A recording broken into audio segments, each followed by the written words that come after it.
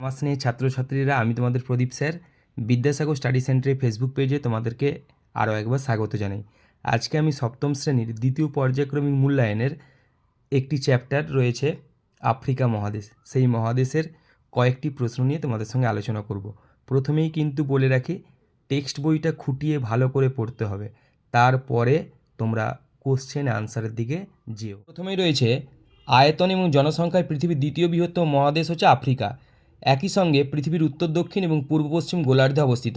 এটা short question হিসাবে দিতে পারে, পৃথিবীর দ্বিতীয় বৃহত্তম মহাদেশের নাম কি, বা জনসংখ্যার দিক দিয়ে পৃথিবীর দ্বিতীয় বৃহত্তম মহাদেশের নাম কি, বা এটাও দিতে পারে কোন মহাদেশ একই সঙ্গে উত্তর দক্ষিণ এবং পূর্ব পশ্চিম গোলার্ধে অবস্থিত।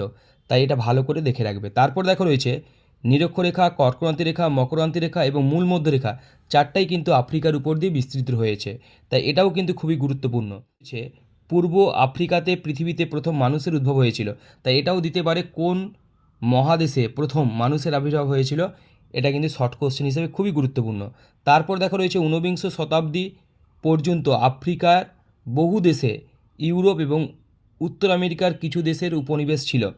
এটা তেমন একটা ইম্পর্টেন্ট নেই, কিন্তু পরেরটা দেখো, ইউরোপ মহাদেশ আর আফ্রিকা মহাদেশের মাঝে রয়েছে জিব্রাল্টার প্রণালী। তাই এটাও কিন্তু শর্ট কোশ্চেন হিসেবে খুবই গুরুত্বপূর্ণ।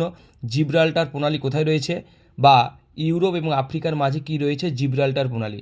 তারপরে দেখো রয়েছে এশিয়া মহাদেশ আর আফ্রিকার মাঝে রয়েছে লোহিত সাগর ও সুয়েজ খাল। এটাও কিন্তু শর্ট কোশ্চেন হিসাবে খুবই গুরুত্বপূর্ণ।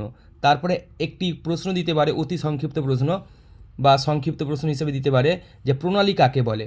তোমরা তখন লিখবে যে দুটি বড় জলভাগ যেমন সাগর মহাসাগর যুক্ত হয়েছে যে সংকীর্ণ জলভাগ দ্বারা, তাকে প্রণালী বলে।